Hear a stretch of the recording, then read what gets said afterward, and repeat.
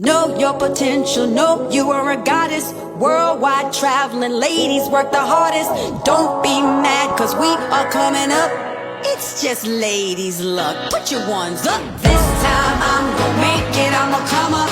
It's my time to shine, don't try to run up. Had my share of failures in the past. This time good times last. See, I'm a queen from the ghetto. See, I'm a queen from the ghetto. Protect your queendom. Spend a lot of time taking many jobs. Going nowhere, working so hard. Gave that up and quickly made a change. Quick cash, big step, she let him make it rain. But she knew one day that she would come up, change her life again. She sees the sun up. It's her time to shine, don't try to run up. Had your share of failures, put your ones up. In life, put your ones up. Say it's alright. See, she's a queen from the ghetto. See, she's a queen from the ghetto.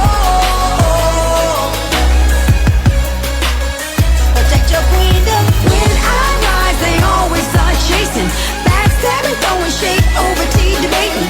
Came from the bottom, now we're moving on up. Let's just get the checks, put your ones up. Street life really takes a toll. Young man, peer pressure, gotta play a role. Risk his life each night, packing bowls. Taking what's not yours, truth be told. Big dreams, big plans, you gotta get a break. Street life will bite, be careful what you take. Young man, you don't know who you are. One day you could be a star. He said, I will change my life. Say it's alright. See, he's the king from the ghetto. See, he's the king from the ghetto. Hey. Protect your kingdom. When I rise, they always start chasing. Babbing, throwing shade, over tea debating. Came from the bottom, now we're moving on up. Let's just get the checks, put your ones up. You're gonna know my name, Queen. You're gonna know my name, Queen. When I rise, they always start chasing. Backstabbing, throwing shade, over tea debating. Came from the bottom, now we're moving on up.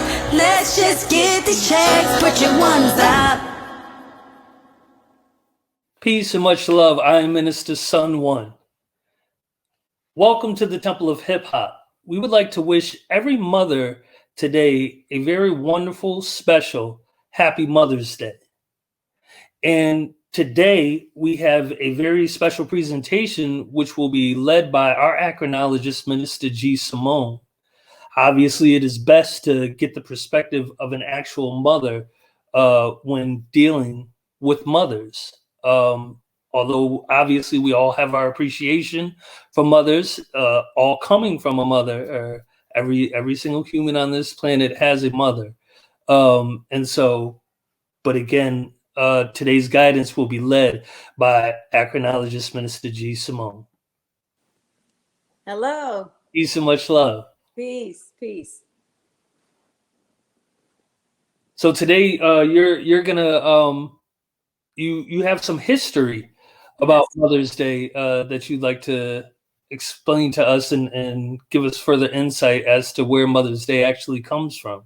Yes, I did some research and I have a presentation that we're going to put forth right now. Yes. Excellent, wonderful. Welcome to the Temple of Hip Hop. The Temple of Hip Hop is a hip hop preservation ministry, archive, school, and society established in 1996 by our teacher, KRS-ONE.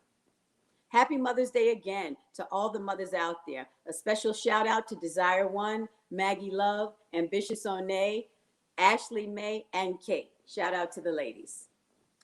Let me start by saying, did you know that more phone calls are made on Mother's Day than any other day of the year? These holiday chats with mom often cause phone traffic to go up at least 37%. Interesting. Everyone wants to call their mom and just say thank you for everything, appreciate them, and just show them that verbal love, which is always good, and that gives moms encouragement, and that we appreciate so much too. Just hearing our children's voices on days like this, it's very uplifting and inspiring. Let's start by talking about how around the world people are celebrating Mother's Day, and actually when they're celebrating Mother's Day, because everyone doesn't celebrate Mother's Day on today, May 9th, 2021, or any year like that. It comes up in different areas in different months of the year. So let's go over that a little bit, where we are celebrating Mother's Day around the world. A shout out to the United Kingdom. They've already celebrated their Mother's Day on Sunday, the 14th of March, 2021. So shout out to them in the United Kingdom. March 21st, Egypt, Syria, and most other Arab countries have also celebrated as well. They celebrate on March 21st. However, Europe, China, Australia, and America all celebrate today, which is Mother's Day, as we said, May 9th, 2021.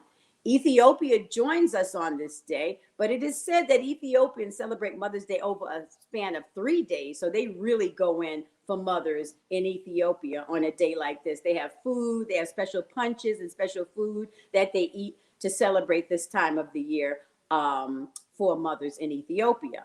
Then we also have in Russia, they are going to be celebrating Mother's Day in November, on Sunday, the 28th of November. That's when they'll be celebrating in Russia. Also in Thailand, on the 12th of August, that's when Thailanders celebrate Mother's Day, which is also known as Wan May, and it falls on the Queen's birthday each year. Also in Mexico, El Salvador, and Guatemala, they will celebrate on May 10th, which is tomorrow, Mother's Day. So Dia de la Madre, shout out to you guys. Let us begin. So where did this concept of Mother's Day being celebrated even come from? The celebration of mothers and motherhood can be tracked back to the ancient Greeks and Romans, who held festivals in honor of the mother goddesses Rhea and Sybil.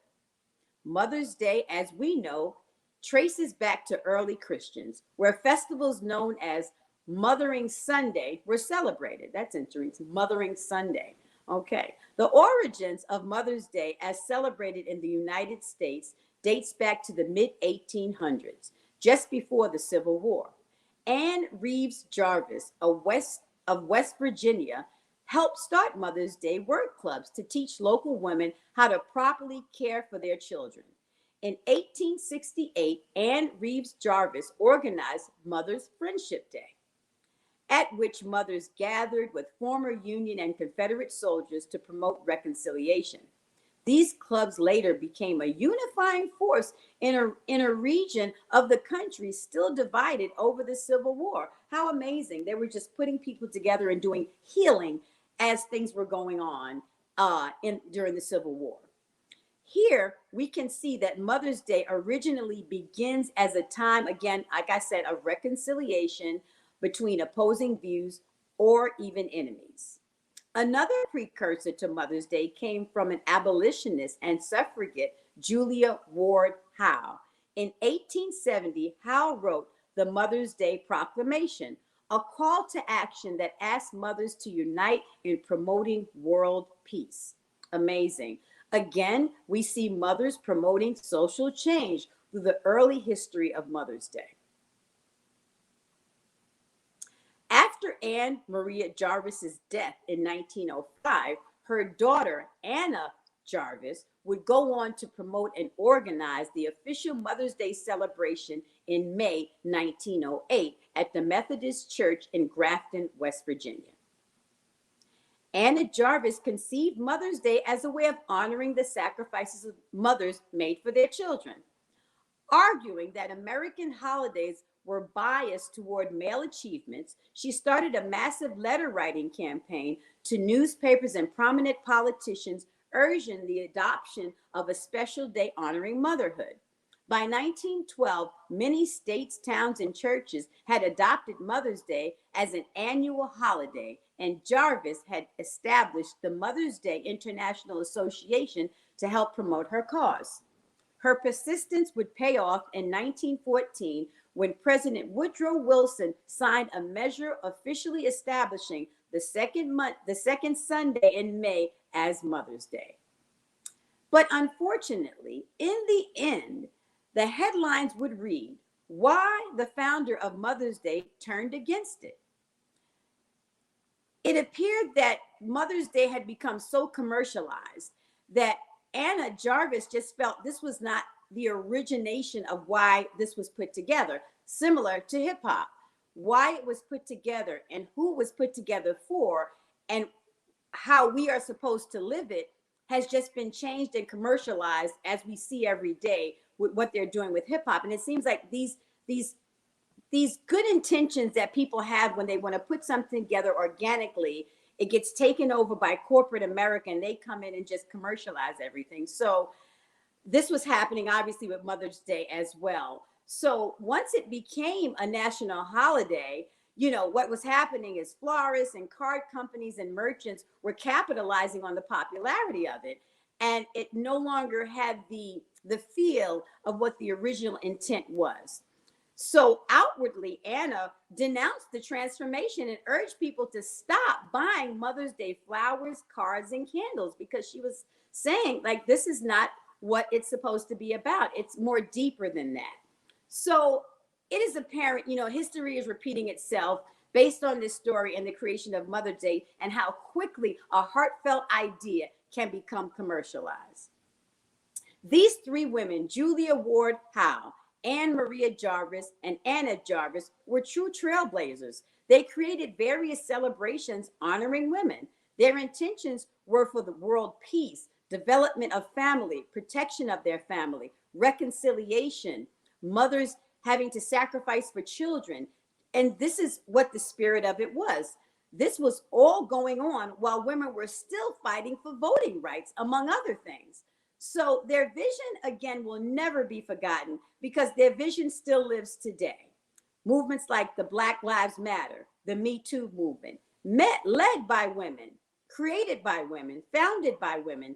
These are movements that are happening now, similar to what they were doing for mothers then, what they're doing for women now. So what we want to kind of share with you today is that we don't want to relegate Mother's Day to cards and flowers and dinner and jewelry and hearts, because we as women go deeper than that. And though these are great gestures and we appreciate them and we respect you all for giving them to us, but that's not the sum of what a mother is.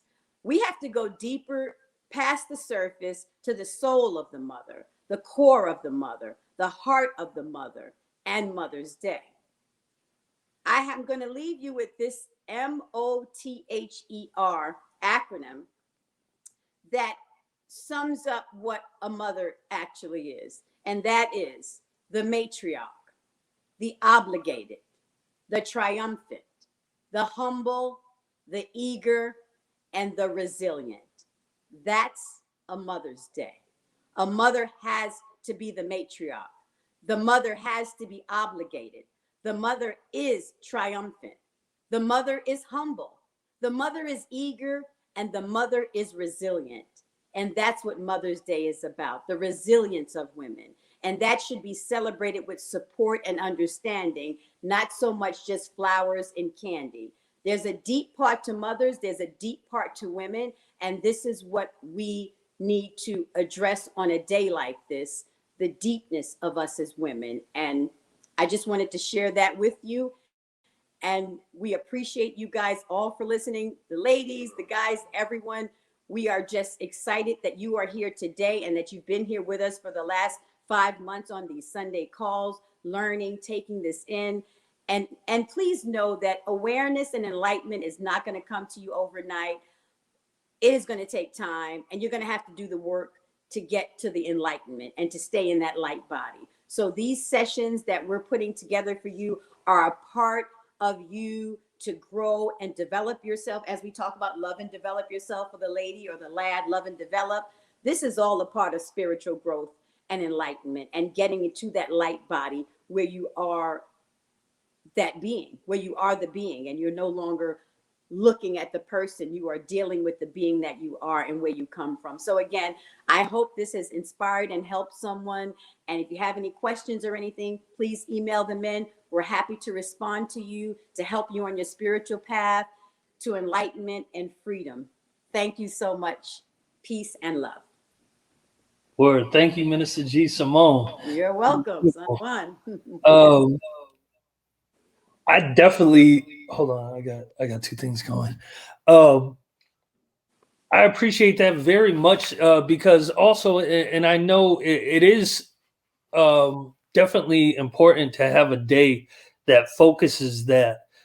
But obviously, we need to keep that same energy really forever, and this is how our mothers should be recognized always, and given their credit and their due as far as what they mean to us, and that we really couldn't be here without them, literally.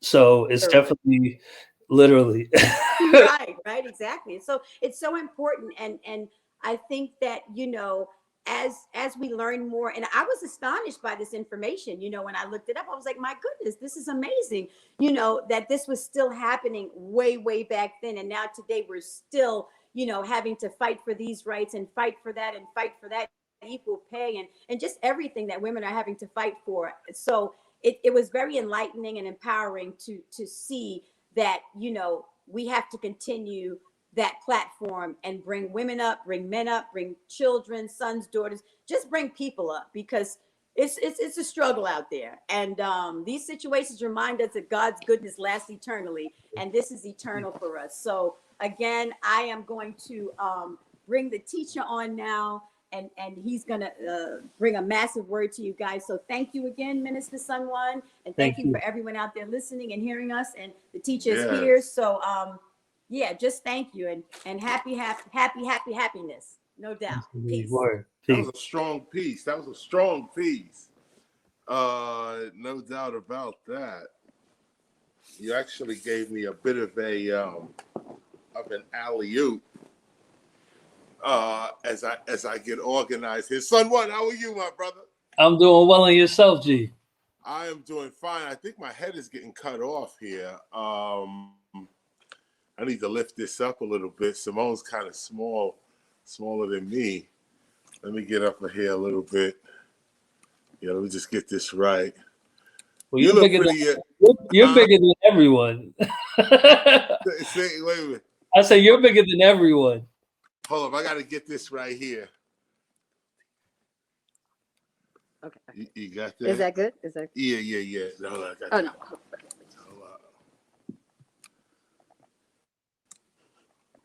Yeah, man, height could be a handicap. It might be an official handicap. Yeah, that's something like this. I feel like I didn't work my metaphysics enough. I should have been shooting for height. Be careful what you wish for. Yeah, no doubt. So yeah, man. Simone is doing her thing with that mother piece. That was crazy in my pants.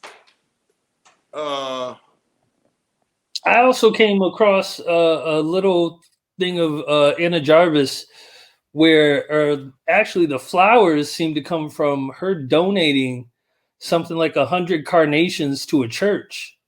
Really? Yeah, and that because it came from her, that this is where that, and the carnation is supposed to be the official flower of Mother's Day. So when we're giving roses, that's technically incorrect. It should be carnations. No, right. Wow, that's interesting. Carnations. Yes. Simone is sitting here saying, "Oh, I should have said that." No. That was in the notes. That he's right. He's so right about that. That's right. It's carnations. That's right. He's right. But she gave the carnations. It's not like the carnations were given to her. So again, everything gets twisted as to far as what's supposed to be happening. It's like every other holiday. You know what's interesting is the part about you know how Mother's Day starts off as, you know, before the Civil War, or even after the Civil War, reconciliation, opposing views coming together. Then it veered off into women's rights, the family, this kind of thing. And then the car company and the cereal company and all these people that jump in, and the woman who invented it or continued to try to made Eisenhower sign the thing into it. The woman who did that, she turns around now and says, all of this is whack. You shouldn't be buying nobody nothing. This is not what it's about, and so on. That's a very interesting story, and I pull that part out of what Simone was talking about, because obviously, you know, we're teaching in real time. So isn't it interesting that we could glean a lesson from this situation, a similar situation, and on Mother's Day, where you take a look at that and you say, wow, you know, this is interesting. I mean, you know, we run and go get the carnation, you run and go get, you know, whatever it is you get for your mother. But if you really did the research and really looked at what the pioneers and founders of Mother's Day, the creators of Mother's Day, when you really look at it, you'll see that you're playing yourself, basically. And not that you're playing yourself, let me not say it that way, but that, you know, well, I'll put it this way, in terms of hip hop, let us be careful that we are not caught up in the same way. And that's a little bit about what I'm going to read today as well, about the commercializing of hip hop. Obviously, it's Mother's Day. Simone and I are going to run out to a retreat, actually, do our thing. And but that part, the part that she mentioned about Mother's Day and what happened to it is what I'm going to now jump into and talk a little bit about, and talk about the truth, the importance of keeping your eye on the truth. A little bit of pickup from last week as well, a little bit of a pickup from last week, but this is where we talk about a little bit about the truth. But it's just amazing about Mother's Day being handled like that. Something that, you know, the car companies and everybody get it, and then they turn it into something else. And it's like this is all we know of Mother's Day today, is that you got to buy something for your mother. Right. But with more information, matter of fact, You hit the hit of what? Huh? I was saying, look at the history of it itself. That it's not even, you don't hear anything about Anna Jarvis. You don't know, Oh no, of or course not. nobody knows anything about that, or and also the other movements that Simone was pointing out that got started by women. Our Right. whole history is very male driven, and just as if they weren't doing anything the whole time. It makes you question a lot.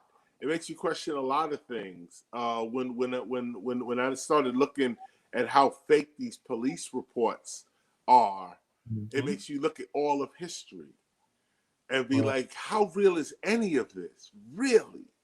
That's right. You know, how real is it? It's like, right, whole swaths of society, whole populations of society just not even thought about.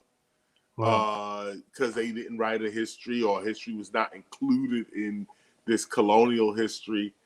It's interesting. So look, let me start it off. Let me get busy real quick, and I'm reading from this. These are my notes down here, and so you know, as G. Simone explained, let me get myself together here. As G. Simone explained in her introduction, the Temple of Hip Hop is a hip hop preservation ministry, archive, school, and society. Established in 1996, we approach hip hop as a divinely inspired culture of peace and prosperity, which has brought together and further developed the artistic elements of breaking or breakdancing, MCing or rap, piecing, burning, bombing, writing, and tagging or graffiti art, aerosol art, and DJing, the cutting, mixing, and scratching of recorded materials. These elements, along with beatboxing, street fashion, street language, street knowledge, street entrepreneurialism, make up the culture that we call hip hop. This is how we, the Temple of Hip Hop, approach hip hop, and this is what we teach. Of course, there are other schools of thought regarding hip hop, but this approach to hip hop is what we know to be effective and useful toward our total well-being. This approach to hip hop as culture, hip hop as consciousness, hip hop as spiritual lifestyle even, and so on, is what has worked for us and continues to work for us. We only teach what we have experienced. And the books that we read from only confirm our real life experiences. We are hip hop, and we are conscious of our existence and our responsibilities as hip hop. Here we focus upon the truth regarding hip hop, not how hip hop is displayed throughout corporate media and other music television shows. Here we focus upon hip hop as culture, as our culture, as the name of our socio-political group in the world. Hip hop is not just rap music. You hear me say this often. Hip hop is also the name of our group's identity in world history. This is very important here. This is the truth. This is the key right here. And I will explain why we're talking about the truth and staying focused on the truth. Hip hop is the name of our group's identity in world history. This is the truth, and responding to this truth is what preserves and further develops hip hop for real. Yes, we are hip hop, and we are the first of our kind. Did you hear that? We are hip hop, and we are the first of our kind. We stand at the dawn of hip hop in world history. Our last 48 years, counting from 1973, will only be a page in the history book of world events. But it will be this page that our children and their children's children shall rely upon for their history, their legacy, their heritage, and their identity. Yes, in truth, our last 48 years as hip hop will only appear as a minute on the clock of history. But within this minute, we have the opportunity to create a glorious hour for our future. The ultimate secret regarding hip hop and its real preservation is that in truth, hip hop has not even begun yet. Hip hop will probably be complete in its total development sometime in its 60s, some 12 years from now. In the meantime, we follow and document the truth, not just for our own benefit today, but for the benefit of those that are to come after us. Our work here is not just for our time, it is for all time. What we document today and yesterday as hip hop is what we know works for hip hoppers. This is the point to the teaching. This is what we know expands the mind toward heightened levels of productivity and well-being. This is the truth for us. This is the truth. Now that hip hop exists, we will never not exist. There will be hip hoppers 300 years from now, or at least someone will be studying our time today 300 years from now. What will they see? In fact, people will be studying us just 100 years from now, just not just 300, but just 100 years from now. Even 20 years from now, what will they see? How shall hip hop be interpreted to the future? And to those that are hip hop in the future, what kind of legacy and heritage are we leaving for you now?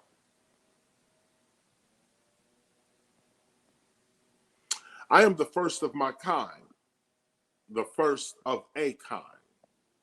I am an authentic teacher of hip hop. I teach hip hop, and I am the first to teach hip hop. Even our temple for hip hop is the first of its kind. Our study manual, the Gospel of Hip Hop, is the first of its kind. These firsts are inspired and produced by the knowing that we are the first of our kind and that hip hop is still being built. We are the originators of hip hop itself, so our approach to our creation is not going to be the same as a person only looking to make a little money or become famous off of hip hop, off of our creation. It's simple. When something belongs to you, you take care of it. When you respect something, you take care of it. That which you create, you also seek to further create. You seek to add to it, modify it. You take care of it. These are the natural responses to that which is officially yours. And these are the natural responses of an authentic hip hopper toward hip hop. This is how you know when someone says, because most people say, yeah, I am hip hop. I've been down with hip hop for this long. And this, all of this stuff to claim allegiance with hip hop. But you could really look past all of that and see who is really, really sincere about the preservation of hip hop. You'll see it in how they take care of hip hop. Not how they take care of themselves in hip hop, but how they take care of hip hop. Their concern for the existence of hip hop itself. This is what motivates our work. We are conscious of the fact that we are still building what we created. Others have become disinterested in hip hop because they cannot sell rap music in the ways that they used to. But regardless as to how the entertainment industry may approach hip hop as an independent entity still exists and is still growing globally. And this is the truth. In truth, everyone on this call right now is a first of their kind. Simply participating in this gathering right here, right now, makes you a first of your kind. So we are indeed the first of our kind, all of us on this call. But being conscious of this fact also reveals the responsibilities that we have to those that are going to come after us, those that are coming after us. We are the first of our kind. So when you realize this, you realize that there's going to be a whole bunch of people that come after you 300 years from now, 200 years from now, 100 years from now. This and you have to be focused upon the truth in order to convey the culture to another generation and on to another generation. Getting caught up in what hip hop looks like on TV or what somebody sold, how many streams someone has or how many likes someone may have. This is not exactly the real world. And that's what we're talking about today. Hip hop, the truth regarding hip hop and its preservation, and where your mind has to be in order to engage in that kind of work. This is the work of the Temple of Hip Hop. And also, before I continue, this is also a little bit, I'm pulling out a little more of what Simone was talking about earlier about how Mother's Day became what it became. And this is what happens to all commercialized movements, cultures, so on. 100 years from now, no one even knows that, anything. They don't know anything. Hip hop has become whatever the corporate media has made it into. And this, more than Mother's Day, we're talking about an entire culture. Hip hop as an entire culture. This is our children's legacy. This is heritage. This is history that we're actually talking about. And to be conscious of that today is the work of the Temple of Hip Hop. That's why I'm saying it. This is one of our unity of thoughts, that we understand why we exist and the importance of that existence.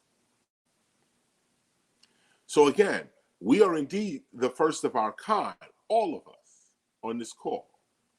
But being conscious of this fact also reveals the responsibilities that we have to those that are going to come after us. We are first. We are the first.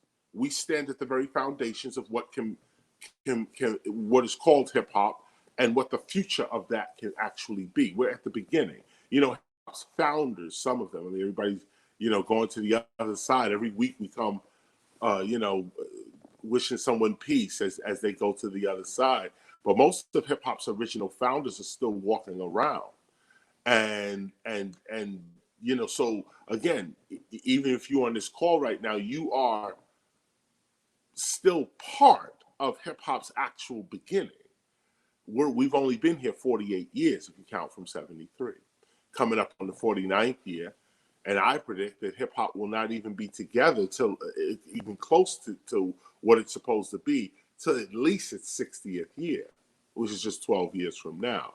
So think about that. Get your mind wrapped around this long periods of time, not a week, a month, or a year, or even a decade, but generations.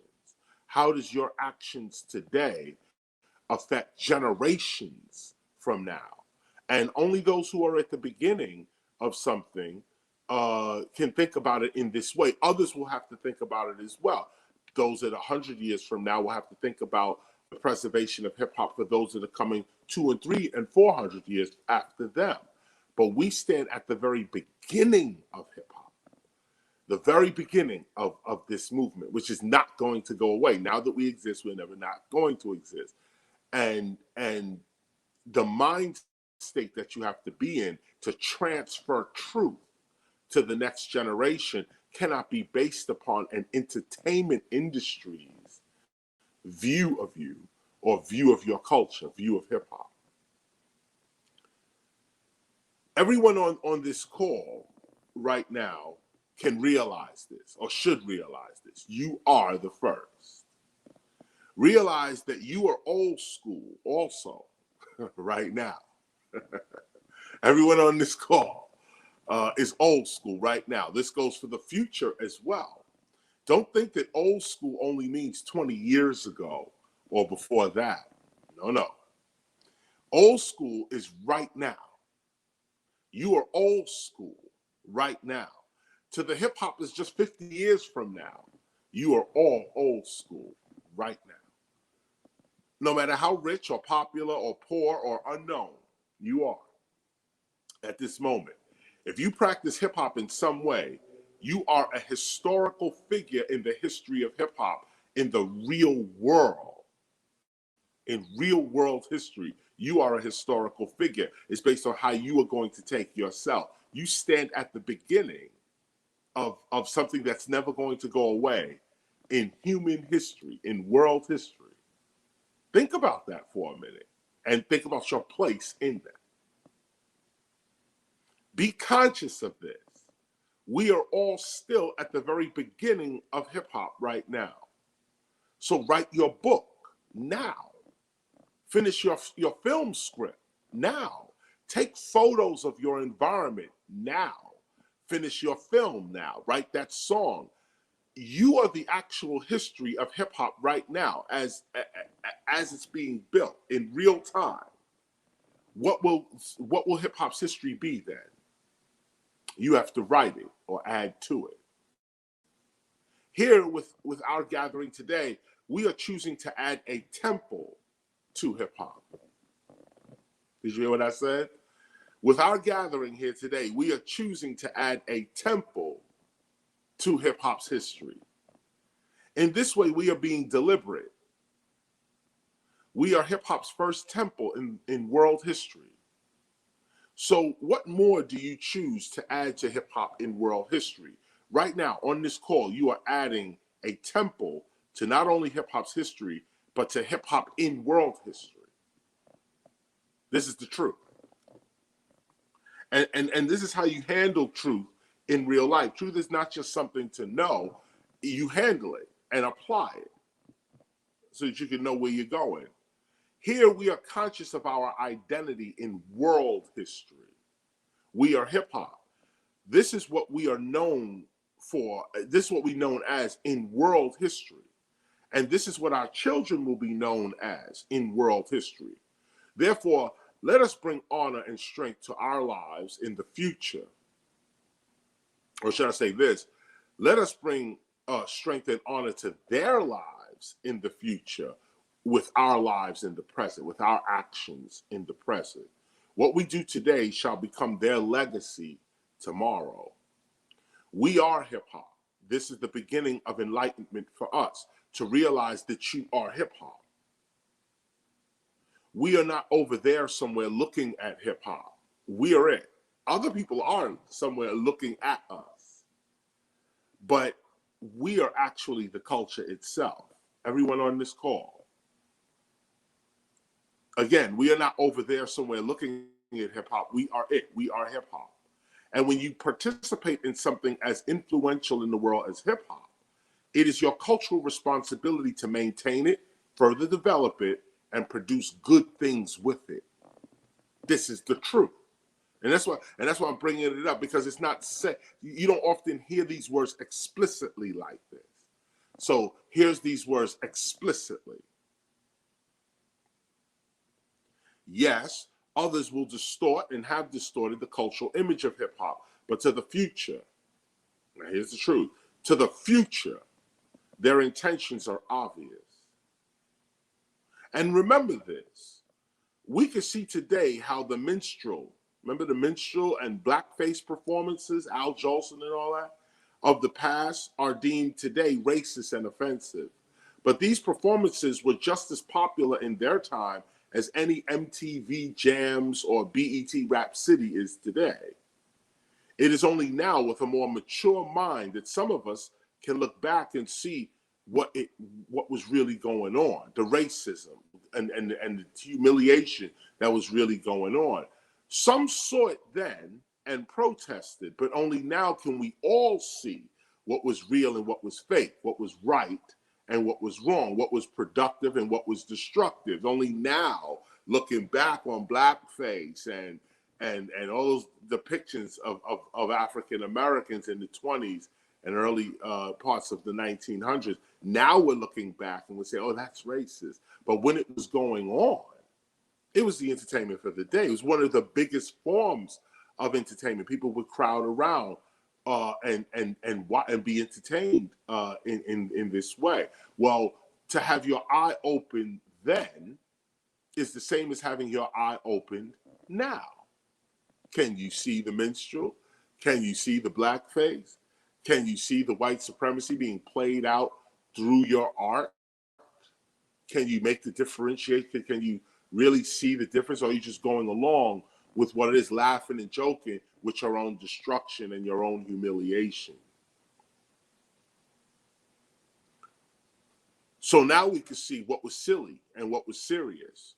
We can see today who sold out and why. When we look back, you see who sold out. Everybody couldn't see that back then. And the truth is that the future is going to see the same thing regarding us in our time today. This is the truth. This was going to happen. Like, just go back to the 90s and you look back and you see that a lot of what was thought back then to be important is not important. Like today, you look back, it's not like, a car comes to my mind, the 190E Mercedes. Matter of fact, I would just like to have one of those cars right now as nostalgia, because they are nowhere. You don't see them nowhere. And matter of fact, some people don't even know what I'm talking about. You have to be, I guess, of my age or be, back then. Remember the 190E Mercedes. It was like a box cut kind of car. You don't see them nowhere. And it was so important. And that's just one of many things that you can see in truth. What is important and what is not. And there's no criticism here. We're not pointing no finger. We're not judging nobody. This is not what this is about. This is about truth. And what is important and what is not. Only now can we see what the past could not see. So we see even more of the truth today than our past could see in their time. Such shall be the same for us in our future. So do not focus too much on what corporate media is promoting as hip hop today. They themselves are building up the evidence that the future is going to judge them by. They know what original hip hop is, what it was and intended itself to be. But these corporations, these media outlets, they still portray us as something completely contrary to our known history and intentions. Why? Why is it so important to criminalize or otherwise distort hip hop's global image in the ways that they do? That's the real question. Not, oh, they're making us out to look like this and that. That's an argument. But the deeper argument is, why is it so important that hip hop looks like the criminal and the threat, and or silly and stupid? Why is that so important that we're depicted in that way? Why is it so important that we only look like criminals and threats, even silly and immature, across a variety of music television platforms, when they know that hip hop is far more intelligent, far more responsible, and far more talented than how they are deliberately promoting hip hop as today? Like the way they're promoting it today, they know that we're far more than what is being promoted. So why is it important to promote hip hop over the airwaves in the way that it's being promoted? But we've seen all of this before. Very few people can see such a strategy active in their times. They too are distracted. Not only are they distracted, but even fewer people can do anything about it. And this is why the Temple of Hip Hop exists. We see what's going on, and we have already outsmarted much of the old plans to colonize and control hip hop for corporate exploitation exclusively. For us, this site began with the truth and knowing what was real and true from what was fake and false. World history is true in the sense of how it influences what people believe is real or not, or important or not. Different from an entertainment history or an entertainment award, should say. Real history is a documentation as to what the world already knows about something or you. Real world history. This is not a world history which only shows the existence and achievements of white Europeans around the world. This is not the world history you get in your textbooks. We're not talking about that as world history. We're talking about real world history, which is the truth, or closer to the truth. Real world history, that history that is discussed amongst average people at home.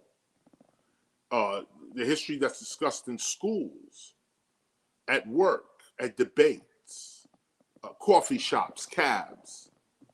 Real world history, that which the whole world already knows or can know. Common knowledge amongst common people. This is what is closer to the truth and to what is really going on in the real world. This is closer to the truth than the documentations, presentations, and validations of any corporate entertainment company and the realities they may create. This is important for your own psychology. Focused upon the truth and what is actually real, we could see the reality of our situation and our victory over corporate exploitation when you look at the truth. We are not depressed or frightened by corporate illusions. We are enlivened by the truth. In other words, many will say that their minds are free and that corporate media doesn't dictate what they believe. But even those that participate in hip hop's culture, too many of us still see hip hop through the paradigm of corporate media, and we become distracted, even depressed because of it. Too many of us judge the condition of hip hop based upon how corporate media depicts it, not how hip hop actually is. We respond to their depictions of us. Some of us even try to live up to these depictions. Still, too many of us get upset with how hip hop is being depicted in corporate media because we rightfully believe that the ways in which these music television channels depict and promote hip hop damages hip hop and thus damages us, damages our reputation. And we are correct, actually, to feel this way, but such feelings are not actually the truth. The truth is that in real life, in real life, in real world history, the world already knows what real hip hop is. And a large part of this knowing actually began with the Temple of Hip Hop and our work over the last 20 years. I will slip that in. We did realize back in the 90s that unlike entertainment history, our pop culture history, unlike entertainment history or pop culture history, real world history begins with what the world already knows of something or someone through experience.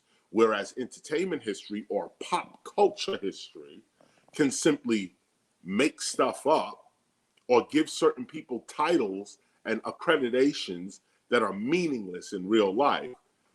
World history demands real evidence, real witnesses, audio and video recordings, real accreditation, precedents, and so on.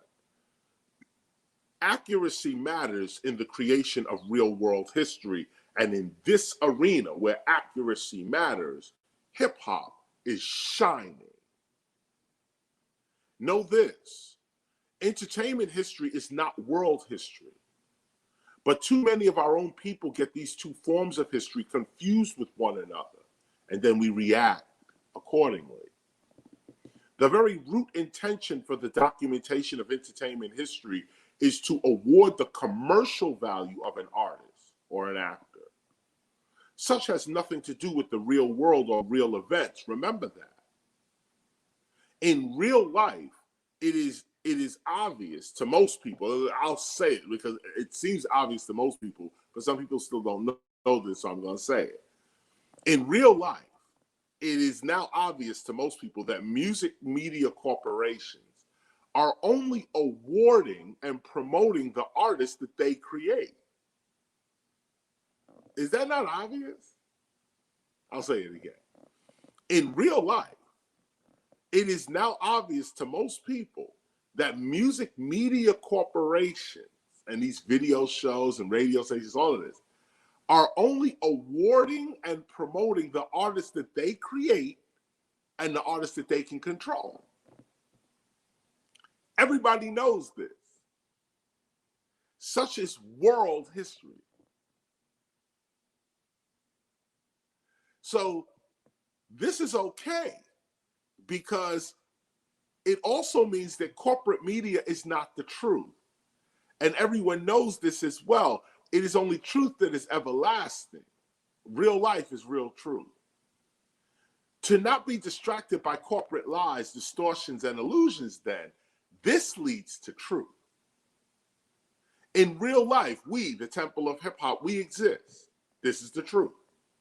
Therefore, our very existence as a temple for, of, and from hip hop protects the image of hip hop from being completely taken over by corporate interests exclusively in world history. We exist in world history. Our consistent gathering together like this, for learning purposes only, like this, proves hip hop's intellectual, philosophical, even spiritual existence in world history. It doesn't matter what we look like in corporate media today. Corporate media has no respect or believability in world history. Get that. In the real world, where real facts, real evidence, and real data are respected, music television shows are not. Our real gathering like this, our gathering like this, proves that hip hop was and is a self-aware culture of high knowledge, philosophy, and art. And we are. This is also the importance of you being here today, or rather, you tuning in today, us together today, listening to this, talking about this. We are furthering hip-hop in world history, not entertainment history, not pop culture history, where you can just make stuff up. This is true world history we are documenting right now, and that's where it really matters. So keep your eye on the truth and don't be distracted. Because of our very existence as a temple for, from, and of hip-hop, corporations can depict hip-hop's public image as anything they want to today, but such images will never be the truth tomorrow. And where truth is important, their commercialized images of hip hop as rap music will not be important. This is the truth. I'm not putting anybody down. Remember, try to maintain your maturity here. We're not criticizing or pointing fingers or wishing the downfall on anyone or their corporation. But at some point, you have to hear the truth. That's all. That's all. Entertainment history is not world history. It's not even what real people believe. Real people know, oh, that's some bullshit. and they dismiss the entire history with that wave of the hand. Oh, that's just some bullshit. We know they paid for that. We know because they got that because they was with this person, or because they run with this group, or because this one's manages this, or because this one's attorney knows that one. It's over that. Oh, we know the game. It's not what you know, it's who you know. It's how much money you got. The whole world knows this. So who's really playing who? Who's really playing who? Some people do get caught up in it, though. They still get caught up in it. And that's why sometimes the truth has to be said explicitly, which is what we're doing right now. Let me continue. Where truth, facts, evidence, and retrievable data are important, today's criminalization of hip-hop through corporate media will prove itself to be what it is: deliberate distortion, and thus unimportant. Because of our existence as a serious temple for hip-hop, no one could say today, or in the past, or in the future, that hip-hop did not produce philosophers, revolutionaries, scientists, activists, spiritual teachers, even a gospel of its own with a message contrary to everything you see being promoted as hip-hop today. The future is going to see the same thing. This is a continuation of a very long tradition that dates back to the very beginning days of hip-hop itself. And this, too, is important when maintaining the global cultural image of hip-hop in real-world history, the real preservation of hip-hop. Being first has its place here. It has its place here. Here, where truth matters, where real history matters, where facts, evidence, and retrievable data matter, where culture matters, being the first is important as to setting the foundation as to what is real and what is fake, what is true and what is false. We are the first hip-hoppers, period. This is the truth. Our temple represents the ideas of the very first hip-hoppers, not only the pioneers from the 70s, but you, right now. We remember, we're only here 48 years. Multiply that by 500 or 300 or whatever. We are at the beginning, okay? We are the first hip-hoppers. This is the truth. Our temple, the temple of hip-hop, represents the ideas of the very first hip-hoppers. Peace, love, unity, and safely having fun. We are the true foundations as to what the world knows today as hip-hop, and everybody knows this. Everybody knows this. Therefore, where truth matters, all other outside corporate presentations of hip-hop that are not in alignment with the truth, they won't matter. This is the truth right here. They're trying to exploit our culture and make a little bit of money right now, but they don't realize that in world history, nothing they're doing is going to matter. And we as architects of culture have to be clear with this and keep our eye focused upon the truth. Otherwise, we'll become distracted and fight the wrong fight. These later distortions of hip-hop for purely commercial interest have no real validity or authenticity and no real existence in truth.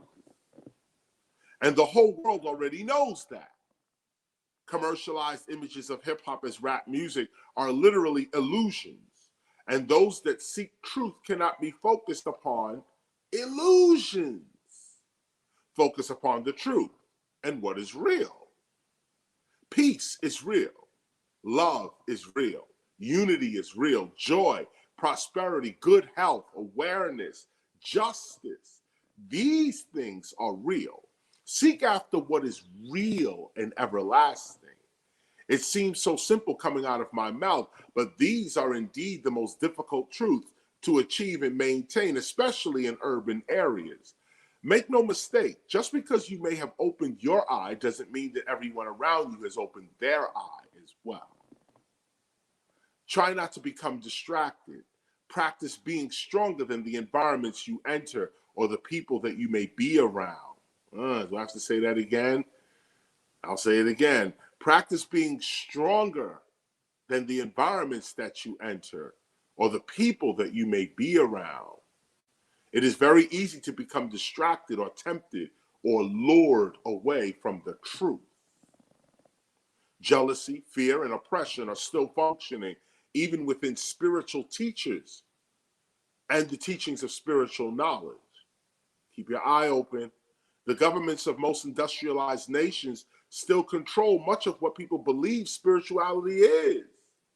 And real truth seekers must be aware of this form of deception as well. Just as hip hop is commercialized or as rap music, so is spirituality commercialized. Did I say that? Yes, I did. Just as hip hop is commercialized as rap music, so is spirituality commercialized as all types of stuff, all types of names. And we must be aware of this. We must continue to develop the sight to see beyond what is being offered as spirituality so that we are not led down the wrong path as so many others have been led. You know, it's a spiritual sight to be able to see through what people are pushing up as spirituality, or in this talk, hip hop as culture. Or you say, you know, I'm looking at the TV and it looks crazy. So we say to ourselves, oh man, they took hip hop and made it into something else. And you basically give up. You sit back and you just give up. That's not looking at the truth.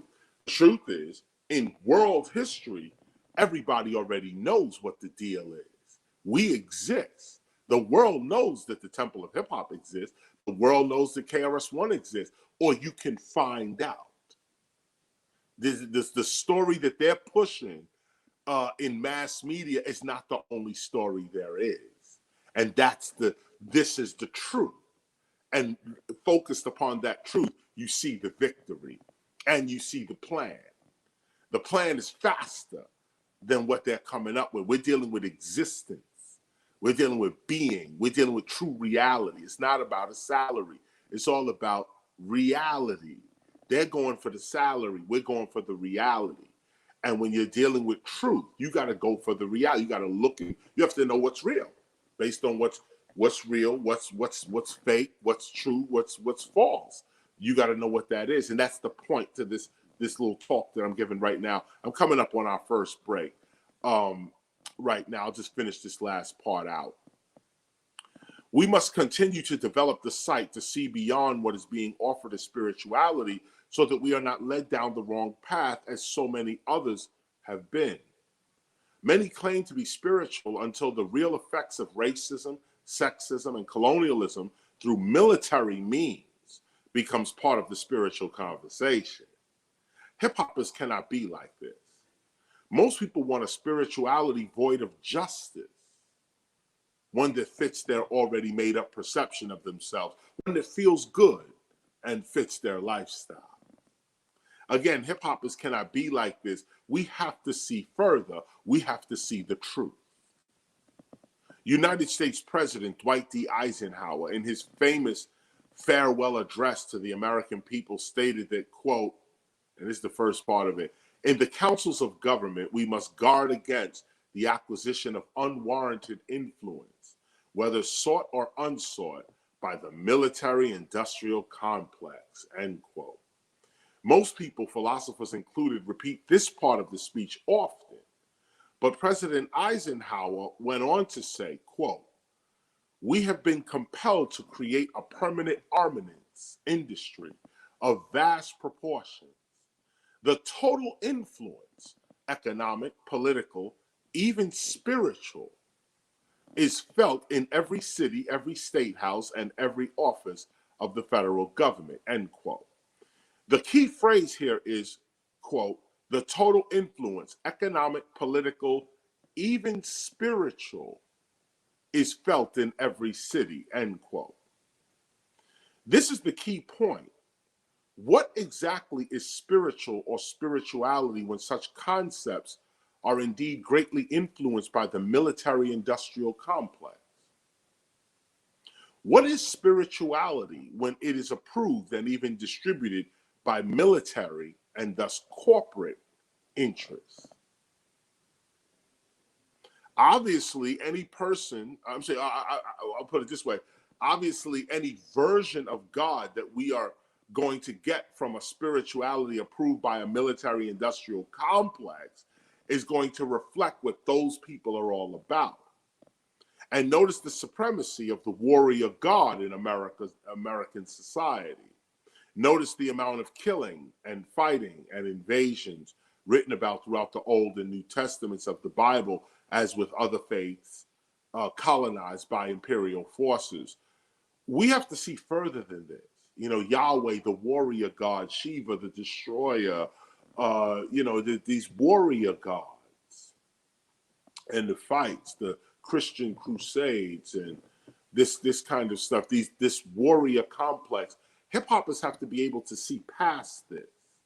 And that's basically the gist of what it is that I'm going to say in this first half here, that it's important to do this kind of work, this hip hop preservation work, that you develop a site that can see past what is being offered as spirituality, as a holiday, as culture.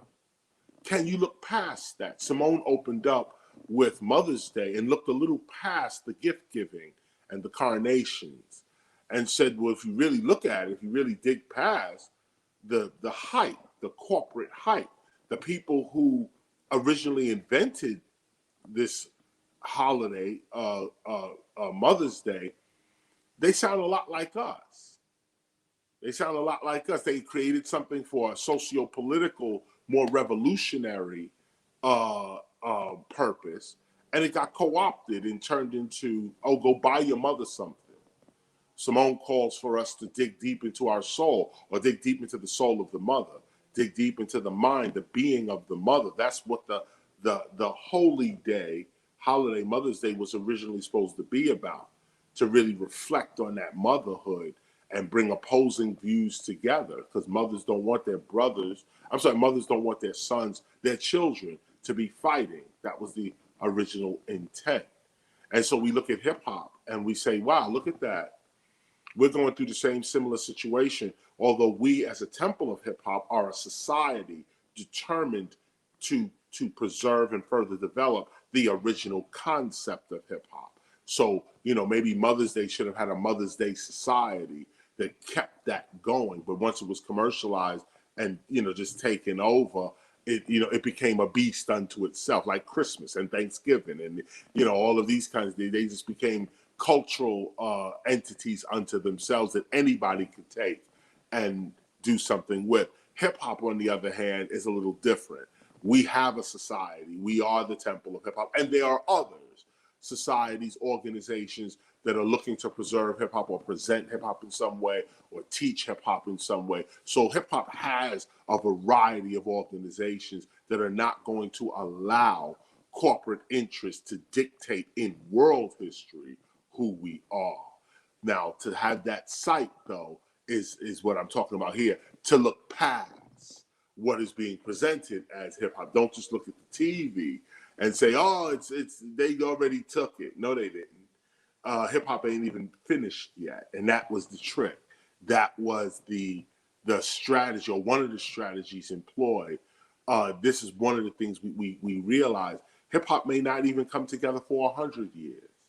I predict 60, because I see how it's been going. It might be complete and ready by 60. We're still building it, and people think that they've taken everything from hip hop, and now it's just hip hop now. No, hip hop is just about to get started, And we know this because we studied other cultures. We studied how culture works in world history. And just our little 48 years ain't nothing. This is nothing in comparison to what hip hop is actually going to become in world history. So we stay focused upon the truth that we are the first in that world history. And we have a responsibility to our future to establish a divine origin for our future, a successful, well organized origin for our future. This is so important. So, Son One, I'm going to turn it back over to you in this sense, and that's pretty much the first half that I wanted to convey on Mother's Day in that way, to look past the hype and get right down to what it truly is. Nobody's ever going to remember all this stupidity on television, and even if they do, our very existence wipes that away, because we are the originals, we are the first, and this is what we, the originals, are doing and saying and being explicitly like this. So, well, it's to me, it's already been proven yeah, on the MSNBC special that pretty much the only thing that they could reach back from hip hop that made any sense about the actual occurrence in this time was Sound of the Police, and I think a record from Chuck D. right. So that's two hip hoppers out of how many countless things you won't hear them reaching back, bringing back Wild Thing, and no diss to Tolo or nothing like that. But That's my joint. That was my joint right there. Wow, man. you can't. But this is what it is, and it shows. I would say the real person, the real importance about what you're doing with when you're making art. You made me think back. I was thinking back to like Mozart and different painters from back in the day, where there was no commercial system, and literally you had to be the best or you had to be dope. There was no way for anybody to hear about you or learn about you unless you reached a certain expectation. We don't have that anymore, which is messed up because I thought those were the rules of hip hop myself growing up. It was like, no, you have to or do your best to be the best, and that qualifies you to then get to the highest levels of hip hop. And apparently, somewhere along the way, all that curved and went somewhere totally different. Even talking with listen to what you're playing, and I'm looking at you, and I'm like, is he playing somebody else's stuff? And so it's like, right, but in your mind, hip hop is supposed to look a certain way. And this is what a lot of people are being programmed into thinking that no, hip hop is the chains or the Bugatti and the this, that, and the third. And if it's not that, they can't see it. Or they look or they don't think it is. And I'm like, you don't even know what hip hop looks like. Right. I am hip hop. But it looks like us, normal niggas with a lot of skill. If you give us the opportunity, we'll show you what time it is. So this is what we're fighting, or we're not fighting, or there actually is no need to fight. The need is to exist as we are, to not lose our principles and our values. That no, this is I'd rather be the greatest and broke than the fakest and rich. Mm. And of course that's on a personal basis with everybody, or they have to look within themselves and see what their character really creates for themselves. Um, and such is what you get, and such is where we are. Yeah, no, that's a life lesson that comes across your life at least twice. I had to answer that question at least 3 times in my lifetime so far, which is a question of character. You know, are you really, you know, what are you really made of? Really, I mean, it comes to, I'm thinking of all types of examples in my head, but the real truth of it is what are you really made of? And you know, you was talking about Wild Thing. You know, go further back to the 60s, 50s. And when you said that, I was thinking of Diana Ross and the Supremes, and I was thinking of the Shirelles, and I was thinking of Temptations. And these groups are huge. These groups are huge. They are the sound of American music. But today, you could walk up on any, you know, average person in their 20s or 30s and say, you know, really, even have you heard of Stevie Wonder? Right.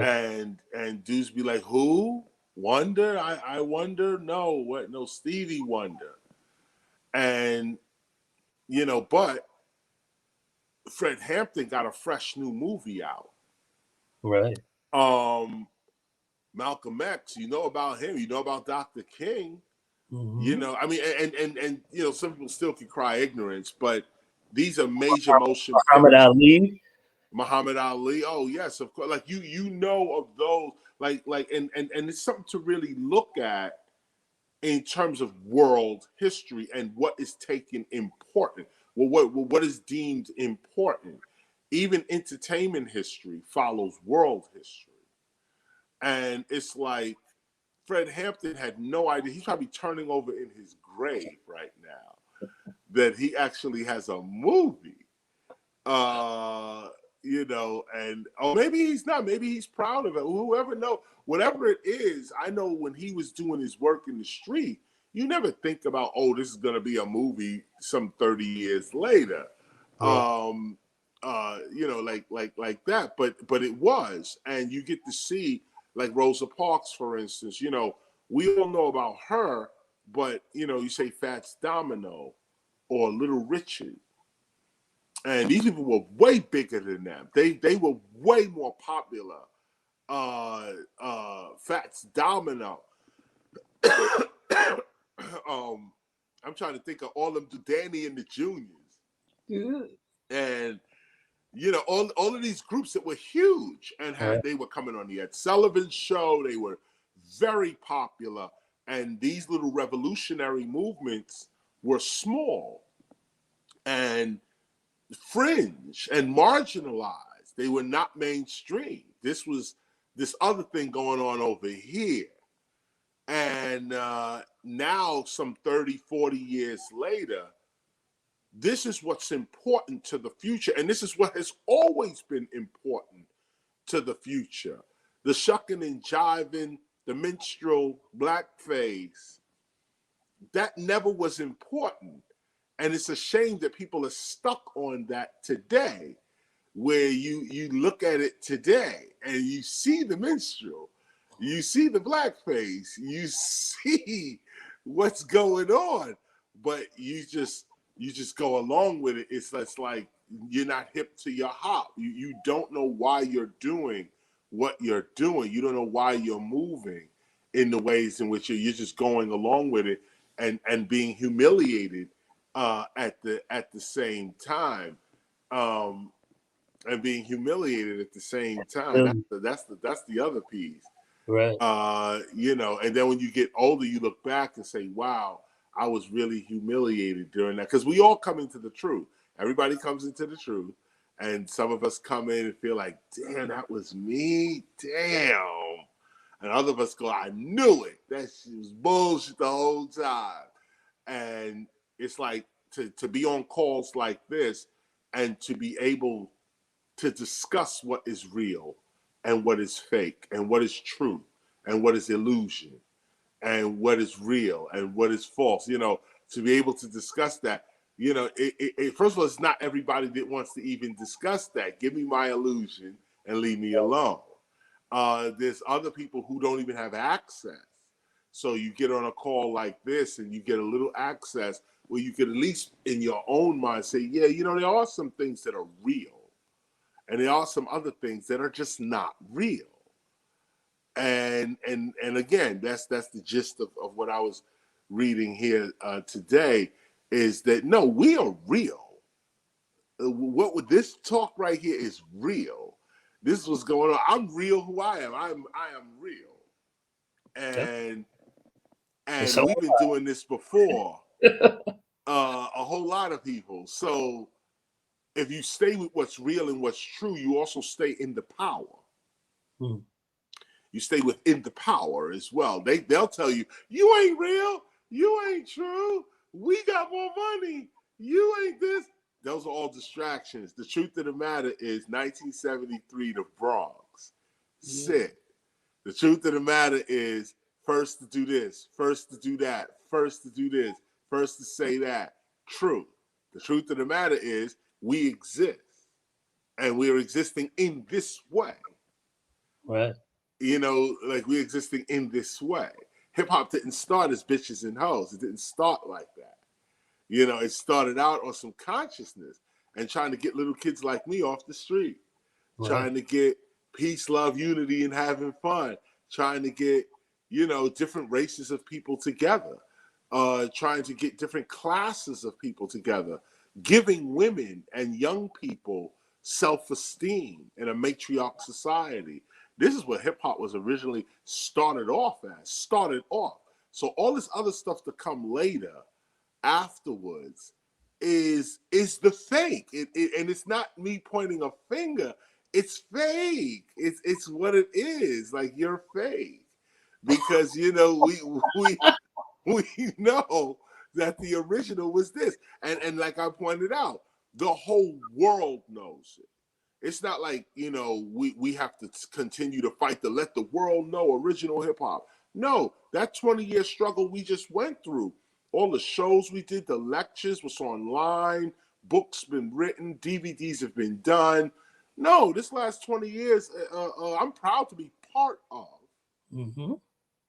that massive movement that people put out real hip hop. If you really want to know what it really is, you can know. Right. And that means then you playing game. So that if you really want to hold on to, you know, whatever you believe the stupidity is today, then you just want to be there in that sense, but you're not in truth. And that's the point to this lesson today, is to remain in truth. Even if you're a young person starting out, say, look, I'm gonna rap and I'm gonna make a career out of this. You should at least ground yourself in the truth. You know, the momentary, yo, you could do it like this, and it's not grounded in truth. It's only going to lead you somewhere else. It's only going to lead you to a place, you know, you really don't want to be. And you see so many young people today, you know, led down paths that they didn't want to go. And that was 5 years off your life. That was 10 years off your life. That was a quick 3 years off your life. You had to learn that. A quick 20 years off your life. You had to learn 15 years. You got caught up. And why do that? You can listen to an elder who's already been through it all, or some, and say, no, let me listen. You know, I don't have to go to jail for 20 years to realize that prison, I don't want to go to prison. You know, I don't have to put my hand on the hot stove to burn it, to know that the stove is hot. I'll take your word for it. Right. Stove hot? Yep, stove hot. Okay, there it is. 20 years in prison, I don't want it. Nope, you don't want it. Okay, I don't want it. Like, you know, like it's just certain things. You can just listen to wisdom. Save yourself 20 years. Save yourself 10 years. Save yourself 5 years. And that's who I was in my 20s. Even in my teenage years, I always listened to people older than me and read books from years before I was even born. And I suspect a lot of people on this call do the same thing. Right.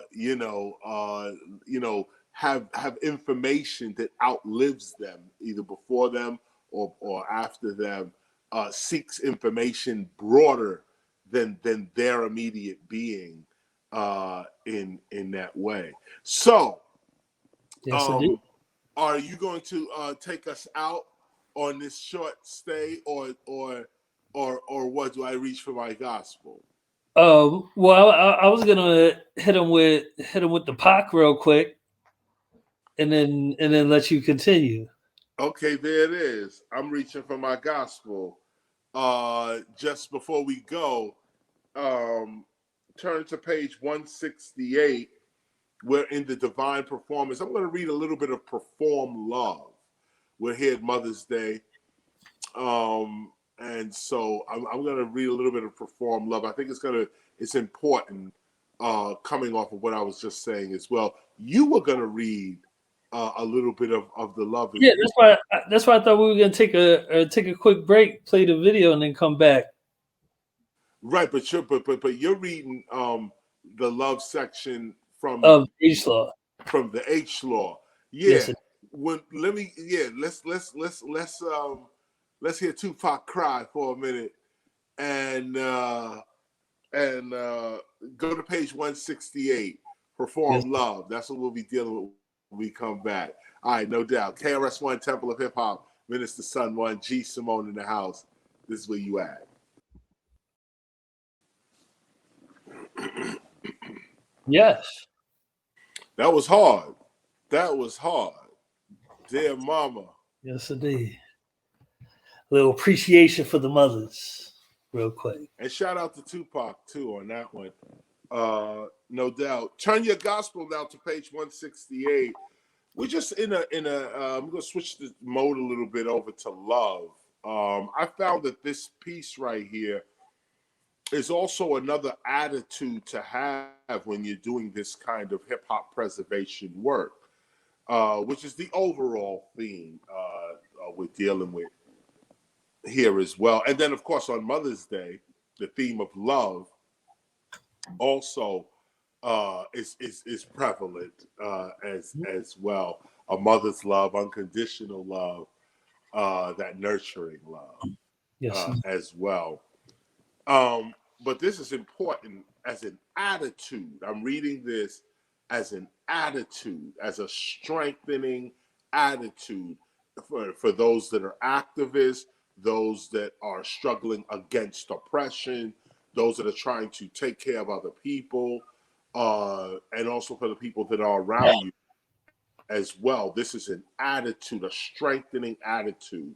That's why we're reading this. Okay, let's do it. Page 168. Perform love. Show your love. Be compassionate and caring. Give others the devotion that you expect from God. This was written in this way. It's 1, 2, 3. Okay, show your love. Don't just talk it. Be compassionate and caring. Be it. Give others the devotion you expect from God. For our God is divine love, and this love is not blind. It is lust that is blind. Love is unconditional. It makes itself available to the loved. Love is patient. Love suffers long. Love is kind. Love proves and empowers one's ability to teach and guide others. You can't teach or guide without love in your heart for who you're teaching and or guiding. Allow God to manifest through you toward others. It is from God that your love comes, and it is from here that we correctly express our love. God love, Jah love. God's love is the correct expression of love. A selfless love, an unconditional love. Love all and hate none. But when all hate, love none. To truly love is to unite with the being of others. And at the beginning of your spiritual understanding, it is important to guard your heart For love is healthy and hate is disease. So is resentment. Get that off your heart. Love all who deserve your love and hate no one. For in love you are truly protected and empowered. The attuned hip-hopper knows that God is the headliner in every arena of life, and that it is God's performance that is sure to follow the hip-hop in his opening act of true love. Be the love to those that truly deserve it. See the holiness in those people, even when they cannot see it in themselves. See the holiness in people who deserve your love. And this is what a lot of spiritual teachings don't really go into this in depth like this. This is the uniqueness of the gospel of hip hop, that no, we're not advocating that you just love everybody. No, there are people who deserve your love. Not that you walk around hating others. We just said right here, no, hate is not it. But you also don't have to give your being over to people, individuals, events, things that don't love you back. The attuned hip-hopper knows that God is the headliner in every arena of life, and that it is God's performance that is sure to follow the hip-hop in his opening act of true love.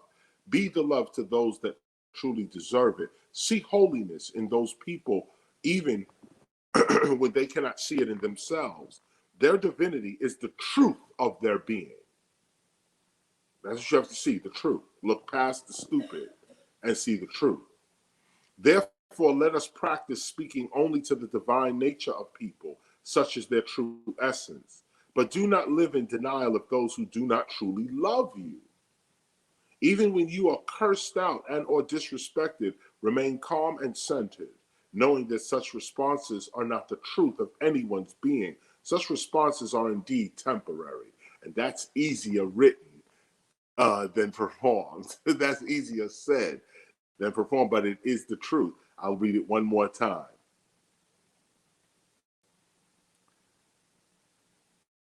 Let us practice speaking only to the divine nature of people, such as their true essence. But do not live in denial of those who do not love you. Even when you are cursed out or disrespected, remain calm and centered. Can you do that? Remain calm and centered, knowing that such responses are not the truth of anyone's being. Such responses are indeed temporary. This is why the immature always regret what they say and do, and often wind up apologizing for it. Wait for the apology, because those who return to their right mind and seek your pardon of their immaturity deserve your love and understanding. Like those who lose their mind and then come back and say, I'm sorry.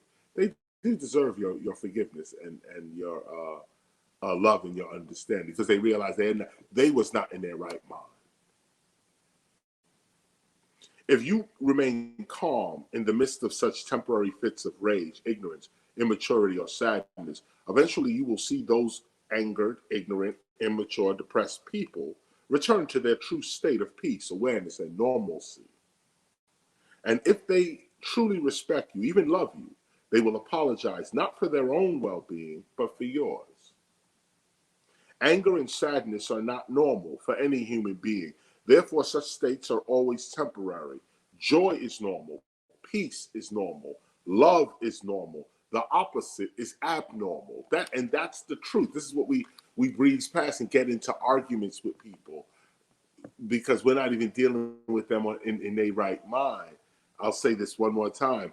Peace is normal. War is not normal. Love is normal. Hate is not normal. Okay? Peace is normal. Love is normal. The opposite is abnormal. At all times, perform with love. Search your heart for the people you love most and love them. Look at the people you love and say with your inner voice, I love you. Make this a habit. Despite the emphasis others may place upon doing things strictly for payment, and whatever you do, perform it with love. If you hate or dislike what you do, stop doing it. If you dislike or hate what you do, even if you are paid for it, ultimately, The result of your compensation will not be fulfilling. In fact, it will only depress you. And we have countless stories on that. This is just true. But sometimes you have to hear it explicitly. Therefore, do what you love to do, and do not be afraid to do whatever it is that you love to do. Find time for it. Talking to somebody out there right now. Do what you love to do. Find time for it. Although forgotten, hip-hop was created out of love. And this part you should highlight. This is the 11th part of this particular performance. Although forgotten, hip-hop was created out of love. Early hip-hoppers performed their elements out of love. With or without payment, early hip-hoppers loved hip-hop. With all tasks and people, show love. And this last part is so important because that's where the energy comes from. That's where the mastery of your skill comes from. Do you love what you do? Do you love what you do? I love this. I want to do this. I want to unite my being with this. That's what gives you the skill. That is perform love. And I'm pretty much done on that level. This is a short one, a short lesson this week. Someone you can take us out, but this is basically it. And I want to thank everybody for listening and joining us this week. It's a short one. It's Mother's Day. Me and Simone are going to run out of here real quick and enjoy Mother's Day and try to remember what was said, what was laid down, at least within this part right here. About keeping your eye on the truth, looking past what is being pushed on us as reality, really. And it's not about a salary; it's all about reality. Look at the reality of it, not just the salary of it. And this part here with the love, it's an attitude, and that's why I read that part. Look at that attitude. It's helped me over many years, and that's why I'm reading it to you right now. This attitude. And it's a practice because while somebody's distant, you have to remain calm. Can you do it? And know that they're not in their right mind and wait for the apology. Testing me to my very bones sometimes, but I know it works. I know it works. And when the apology comes, you feel vindicated. So it's like, you have to ask yourself when somebody's wilding out and acting crazy, if a psychiatrist came over afterwards and said, that person really is sick, they have a problem, I am their doctor, and they didn't take their medication, you ease up. You'd be like, wow, okay, now I understand why that person is like that. Because, or even more prevalent would be children. When children act crazy, adults don't really get upset with the child, especially if you're a parent. You get upset, but not to the point where it's a child. So your upsetness has a marker on it. Well, if you treat adult human beings like that too, you could give yourself some discipline as well. And it's a sad thing. Look at the person as a child, because a child will say, "I hate you," one moment, but then you come with the lollipop, "I love you." Children are still trying to get themselves together in that kind of way. But some adults do the same thing. "I hate you. I never want to deal with you." And then, of course, when the money starts rolling, or you become president, or you roll up in the car, or whatever it is, now they want to come out the woodwork with, I don't know what came over me. Can we be friends? We've all gone through it. We all know, and that's why I give the example that in that example, there's a discipline that says, well, can you hold that frame of mind when a person is actually disrespecting you or disrupting what's going on? Can you keep this thought in your mind? This person is going to apologize. This person is not in their right mind. Let me not be so angry with this person. They are immature. Let me, can you say these things to yourself? while the crime is occurring, while the disrespect is actually going down. It's an attitude. It's an attitude. And it's an attitude from a loving being. Love is a very powerful tool to bring you to that level of control. Love will do that. Love will do. That's why I mentioned the child, the parent-to-child relationship as well. Love will put a gate, right there, and discipline you in the face of people who can be difficult. I'll put it that way.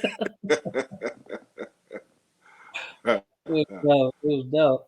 Well, thank you, teacher. Appreciate you again for another wonderful week. I'm actually going to delve into a couple of paragraphs into the love of the H law. Oddly enough, I was having a discussion with my brother, Food for Thought. I ain't seen him for a minute, and literally we got down to the point of philosophically, what we are dealing with is nothing but mature and immature people, and that even though they're grown, that they very much are like kids and making or don't have a real mature discernment within their mind to make right decisions. And unfortunately, we're for that across the board. And people in old bodies with young minds is what's really got us in a pickle, so to speak. But this is the reality. This is the reality, and we have to stay vigilant and make sure that we are not immature. Right. In our, I know I'm not, and that's the first way that you are. It's when you say, "Oh no, not me." No, but we have to do some self-evaluating to see that, no, am I really being mature about how I'm conducting myself, how I'm looking at other people, how I'm controlling not controlling, but maintaining my emotions. Am I being mature about my time, about my space, about my health? All of this. Am I being mature? And well, it points back to what you said of it's not even necessarily what you say, but it's what real people actually do. Yeah. So to turn around and maybe this will happen in the future, or no, you take somebody who's 48 and literally like look at it and say, what did you do just in this past year? What did you do? How did you really help show your appreciation for life? Work on yourself. Where you at spiritually? Like a real evaluation to see that no, a lot of people or their characteristics are way off balance as far as their care, compassion, and everything.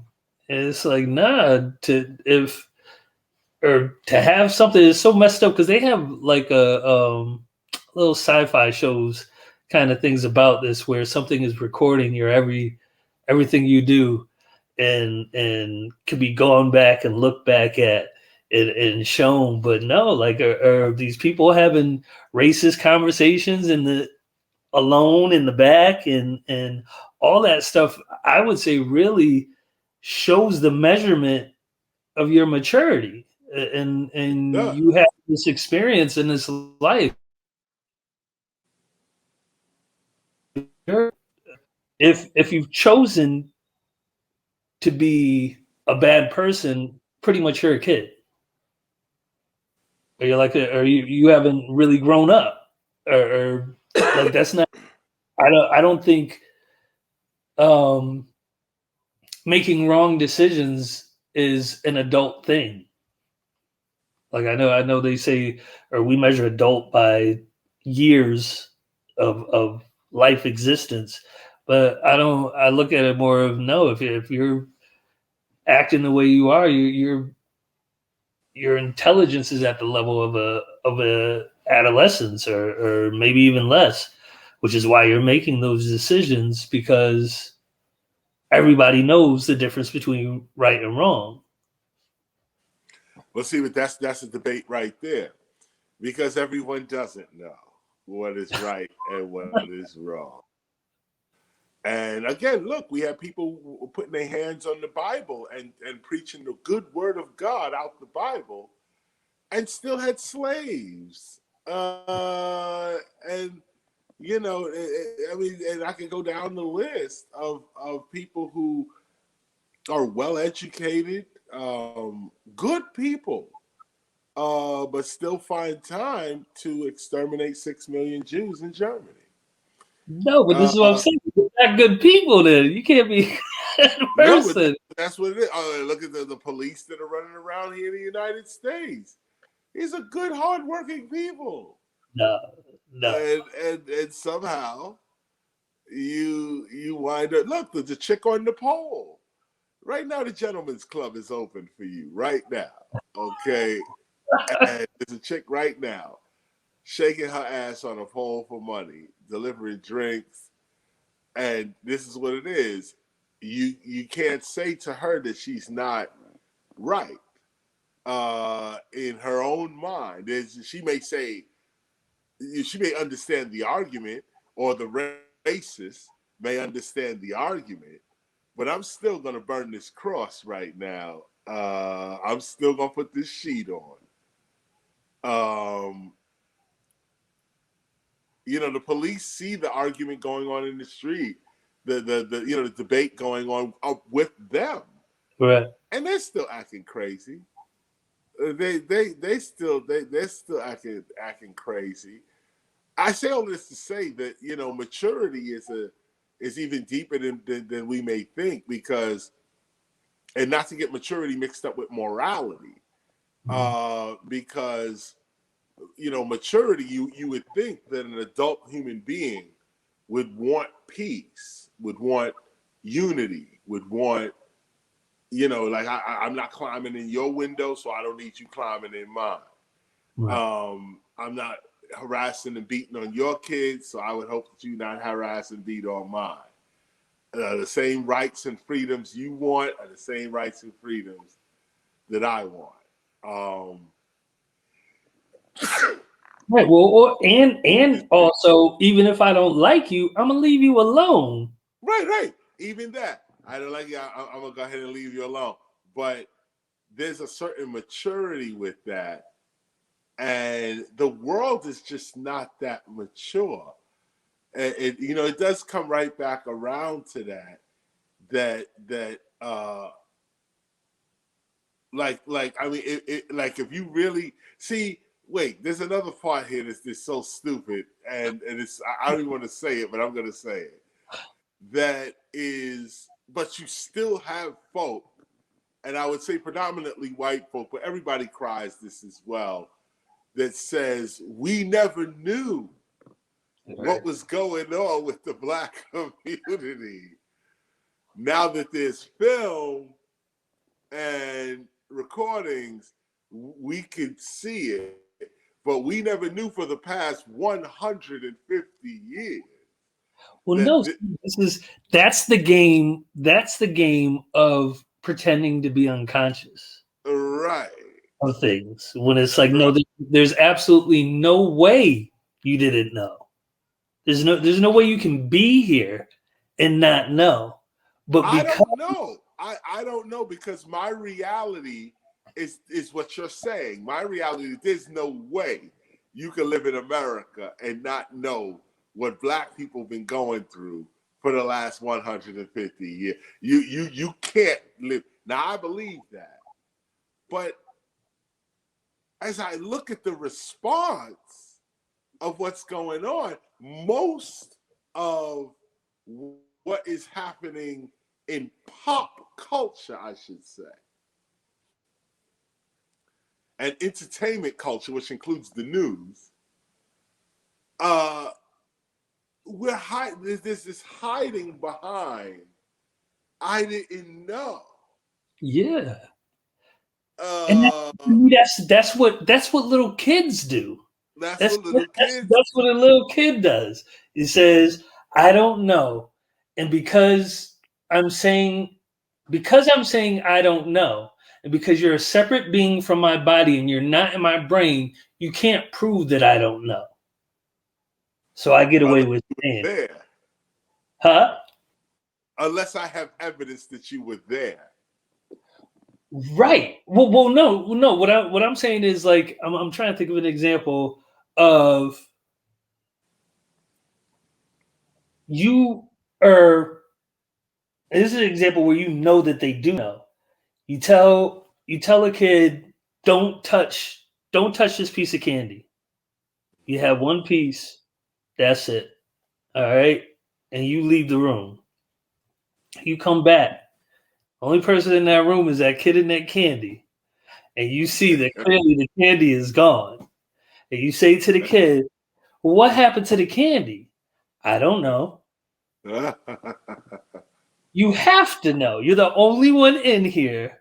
I don't know. And the reason why they stick to that is because I know that you didn't see me Right. do what I did. I know you didn't see me know what Right. happened to the candy. And because you can't say that you see that a person knows and even has discussions and talks about it like everybody does about the conditions of black people, white people, Hispanic people, Chinese, Arab, all the above, because you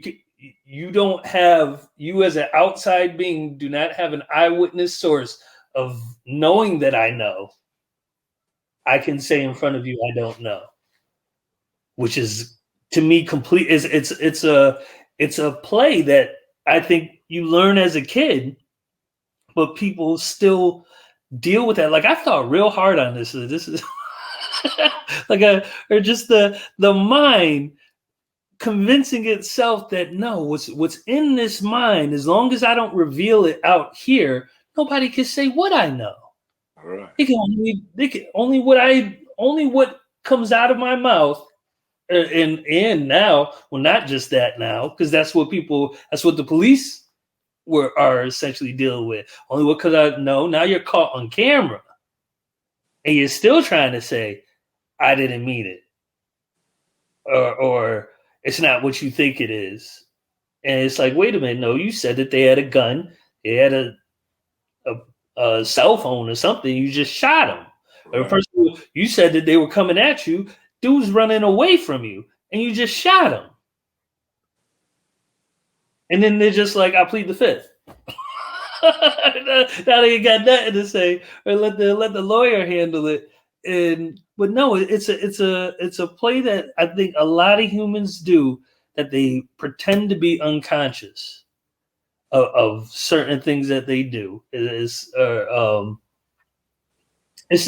to me that's normal, or I see it all the time in interactions, or it's like catching your girlfriend flirting with the waiter. And you flirting right in front of me, and no, what are you talking about? I was just It's like, no, I'm looking at you. Like I can see you. and or vice versa, men do it too, or whatever. You get caught at the table, or whatever, be a little extra friendly, and then but then they go to this defense mechanism that automatically says, no, I don't know what you're talking about. I don't. And what can you? There's nothing that you could say to that. But to me, then no, this or what you said is spot on point. That it seems as though the entire world has not reached a decent level of maturity, and such as.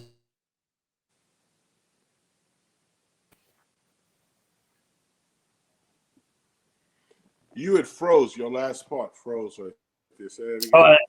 I said what you said about the world not reaching a level of maturity yet as a whole really seems to be the reason why we have these issues.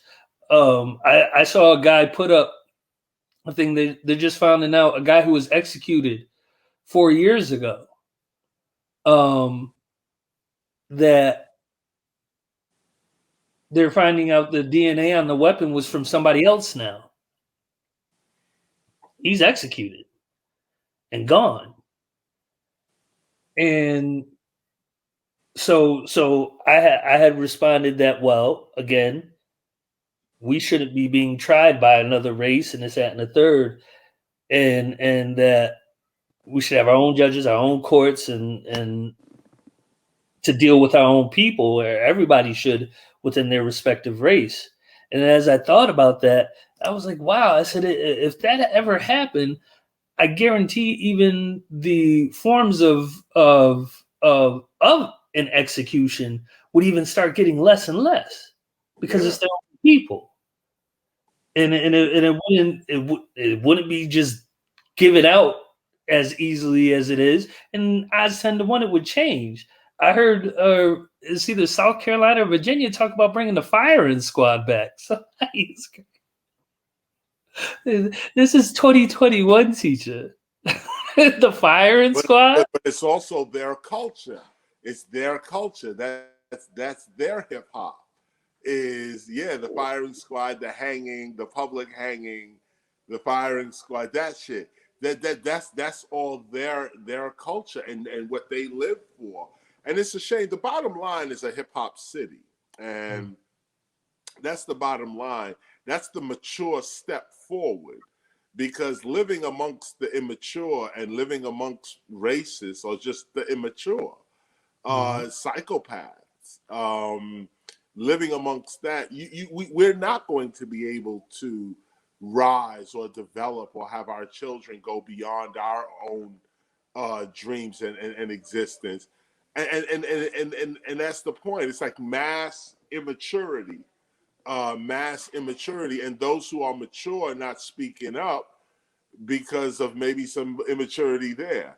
But it's like you could see the immaturity everywhere, not just on TV, but just in general, and it's like the new 20 and 30-year-olds are not any more mature than a 60 or 70-year-old. And it's like, wow, I guess this is what governments want. This is what the public school system produces.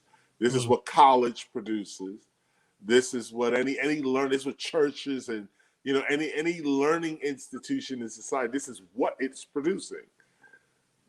People that just don't want to face up to the truth, don't want to mature, don't want to act like citizens, don't want to be put a character forward that is anything of maturity. Just none of that. And that's what hip hop has to rise to. It has to bring itself to the level, not just criticize or look at, but also bring ourselves to the level where you say, no, we can raise our children and ourselves to levels of maturity, levels of character, citizenship, unity, peace, love, all that. We can rise to that level, and others who can't get there, they just won't get there. And that's just what it is. They will create societies based on their immaturity, but we could create a society based on our maturity. But we ourselves have to become mature too, and that's what these calls are about. So there it is. Simone and I dash off, and it's dope. I'm gonna stick around for a little longer and just listen. But we here. Peace. Oh, thank you. Peace. Word. And so, I'm on page 227. Shout out to those who remember the show back in the day. And we're going over love. Real quick, we're just going to read really the first 7 paragraphs. You can continue on your study throughout really the entire H-Law. Love. Know this. Love is the essence of one's being. It is a very real, motivating, healing, nurturing force. It is you. One's feeling of love is the actual existence of one's non-physical being. To love is to care. to protect, to heal, and to nurture. To love is to surrender or transfer one's being toward someone or something. Love is the essence of one's being, one's caring being. The act of loving is an act of self-enlargement. It is an act of spiritual growth.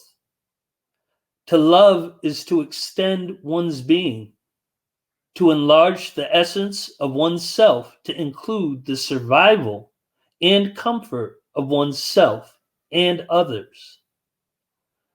When hip hoppers express love, we are transferring the essence of our being toward the person, place, thing, or event we are in love with. To be in love means that you have made a conscious decision to share or transfer the essence of your being to whomever or whatever you are in love with. To love yourself is to transfer the vital, animating essence of yourself to yourself. It is a form of self-strength. To love others is to consciously transfer the essence of your being to them. However, to love something or someone other than yourself more than you love yourself will eventually lead to your weakness. I'll say that one more time. However, to love something or someone other than yourself more than you love yourself will eventually lead to your weakness. For when you love someone, it is very important that they love you back. If you are not receiving the love you are giving, such an unbalanced relationship will eventually lead to your suffering. Again, if you are not receiving the love you are giving, such an unbalanced relationship will eventually lead to your suffering.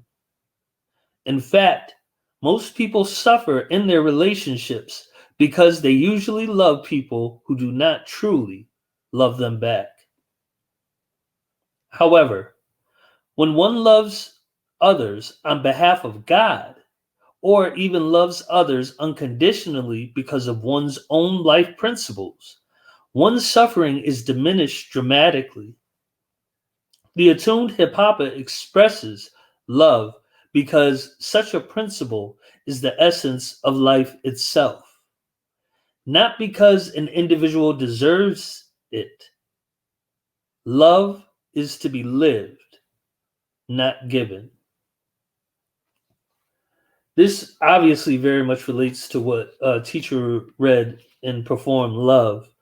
And the reason why I chose to read this is because I think I've been indoctrinated, I'm sure, to some, in my mind,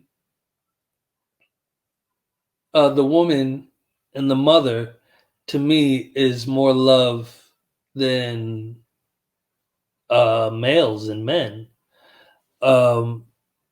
which may not necessarily be the truth. It may come down to an individual basis, and again, depending on one's own life principles, as far as what it really is. But for me, and for the fact that I very much love the mothers of my life. Shout out to Miss Phyllis Ann Weaver and Minerva Davis and Fannie Mae Davidson, and Ashley May. And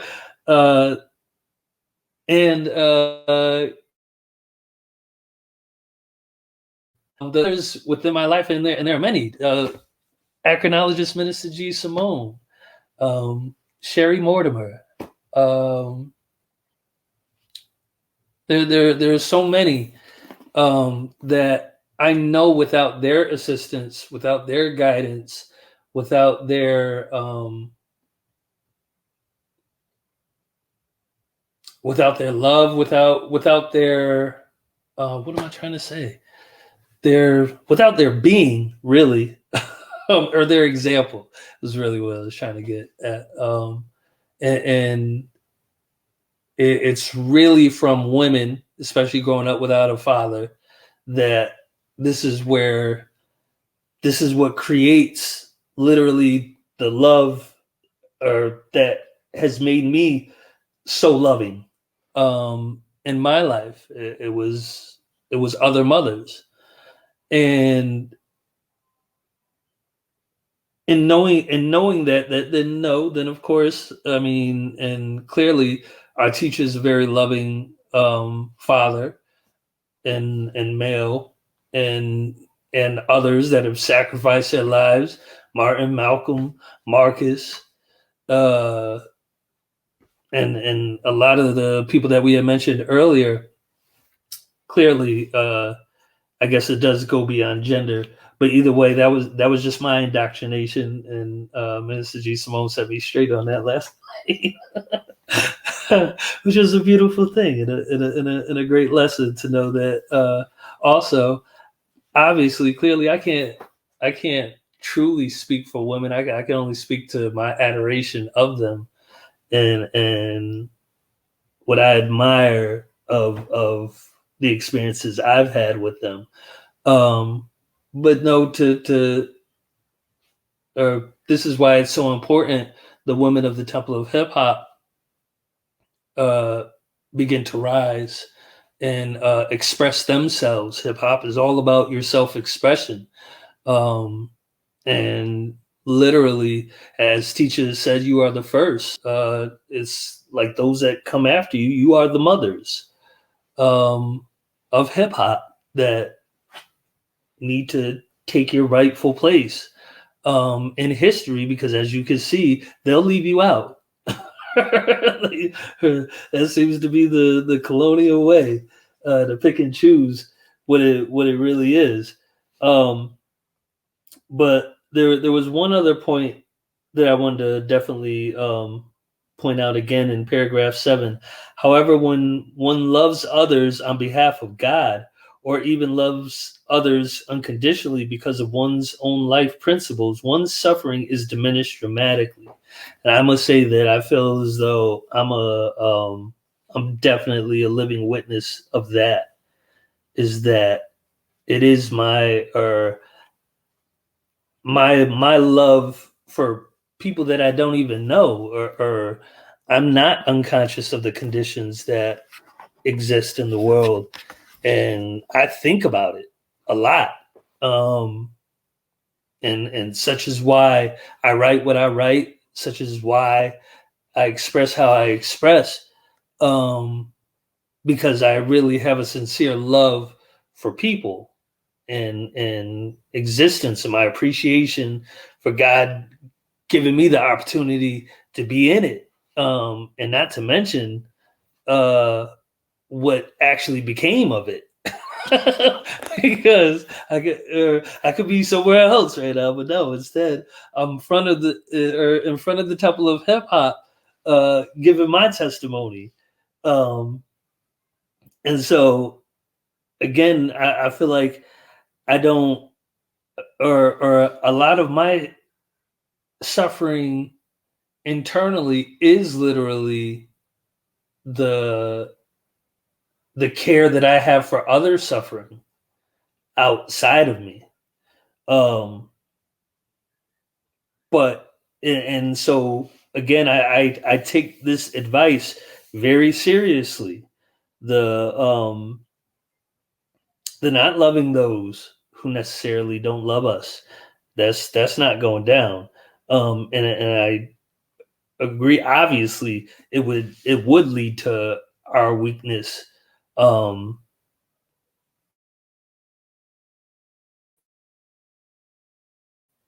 Act like what's happening isn't happening. I remember a teacher was speaking at a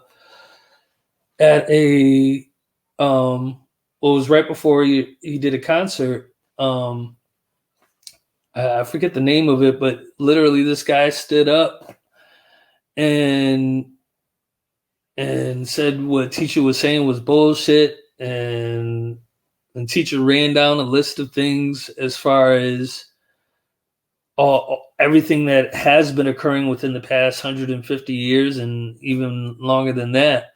He's like, and so I'm just supposed to love you? And the guy's response was yes,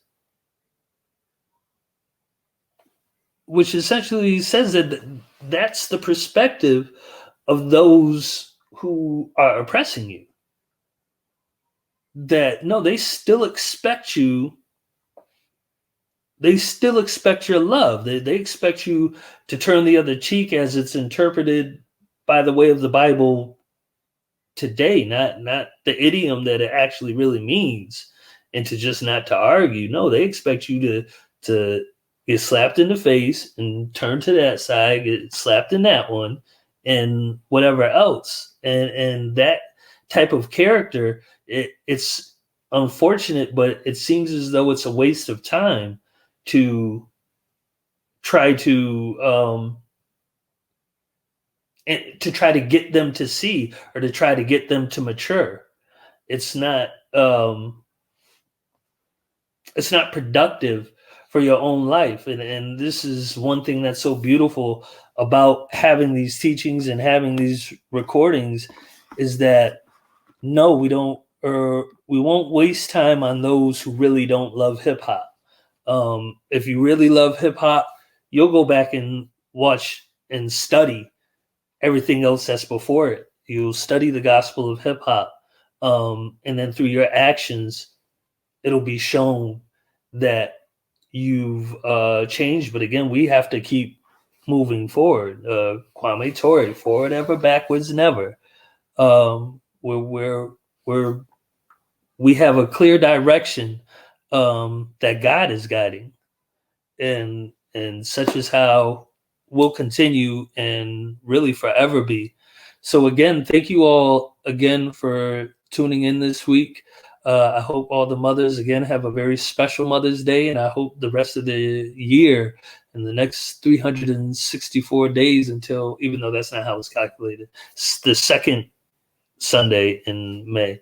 That's how you should know, but so to speak, may the next 364 days you receive the same appreciation, same love, and the same care for your beings, and know that the Temple of Hip Hop appreciates you.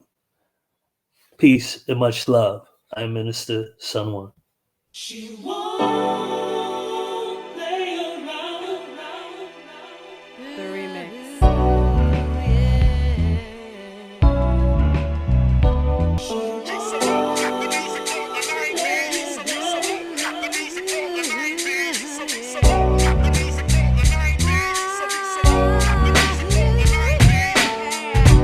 Now that I have come, we're gonna have some fun. G Simone has got